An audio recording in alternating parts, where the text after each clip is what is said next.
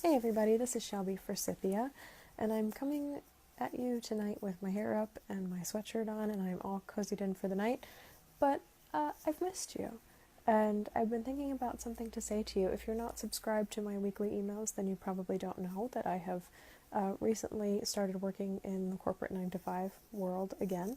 So the Wednesday videos have kind of been put on hold for a while until I kind of reconfigure my life and get used to this new pattern. But I've missed talking to you and I've missed sharing insights with you, so I wanted to come at you for just a little bit tonight with some parallels between worlds that I thought were really cool and were really time sensitive and relevant and important to share with you. So I was listening to a podcast this week called the Women's Leadership Podcast, and this is like a subdivision or creation of the Gaia Project, which is like a women's leadership, small business, bravery, awesomeness, coagulation. My roommate actually introduced me to the podcast, and the host, her name is Cronise McLaughlin. I wanted to make sure I said that correctly.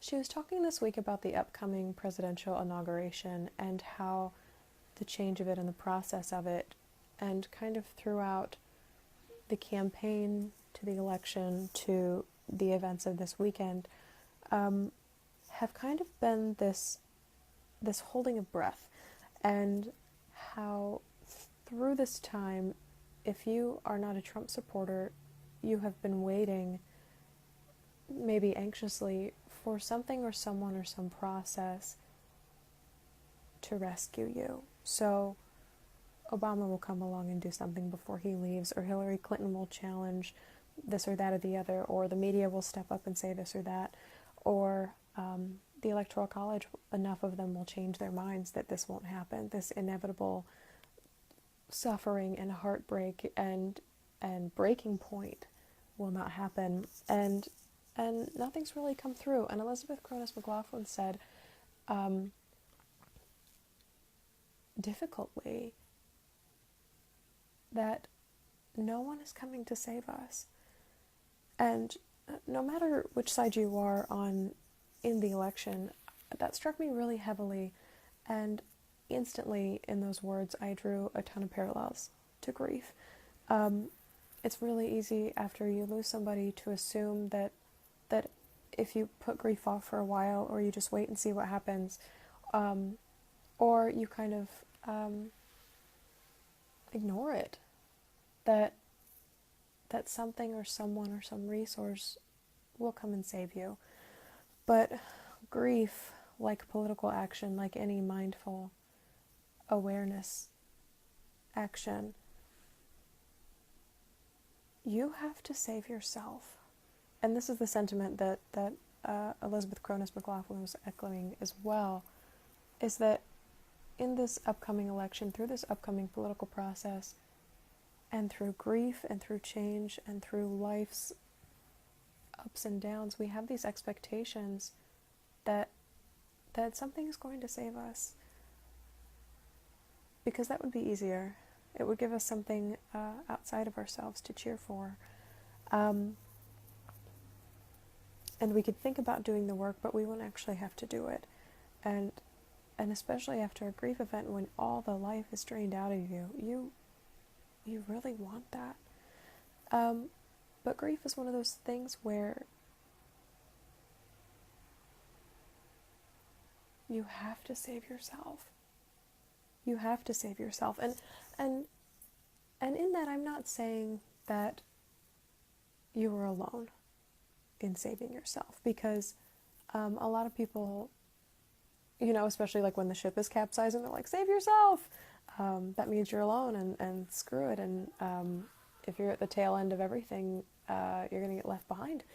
And that's not the case with grief. The point I'm trying to make here, and the point I believe that Elizabeth was trying to make in her podcast as well, is that this is a time for all of us to be taking personal responsibility for the actions that we take, and the ways in which we treat people, and the resources we seek out, and the companies we support, and the communities we're a part of, and all of these things that we have the capability and the possibility of being mindful of. These are the places and the spaces where we need to save ourselves. These are our realms of of genius in our realms of control and the things that we know. So how in those spaces can we begin to start to save ourselves? And just like grief, I'm drawing parallels all over the place, is where in our communities can we save ourselves? Where in our homes can we start to save ourselves? Where in our brains and our emotions and our minds can we stop waiting for something to come along and do all this work for us? And go on the journey for us. Where in our lives can we find that? So I challenge you this week to think of at least one realm of your life, whether it's work, whether it's home, whether it's your friends or community, where you can save yourself just a little bit, where you can take some really conscious action to move forward for yourself in a way, whether that's making it a ritual to call a friend you haven't seen in a while, that's kind of a lifeline to you, whether that's starting to work with a counselor, whether it's finally reading that book that got dropped off at your house that's been calling to you. Where can you take this personal responsibility to save yourself? That option is always available to you. You can stop waiting right now, because the best person to save yourself in the midst of change and upheaval and uncertainty, the best person to save you is you. So that's the little snippet I've got for you this week. That's the little tidbit. Stay tuned for updates from me in terms of what's happening in the future. There's a lot kind of happening in my brain behind the scenes, and more to come, always.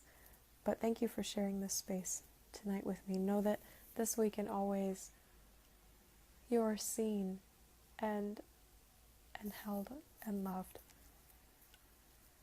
And I'll see you next time.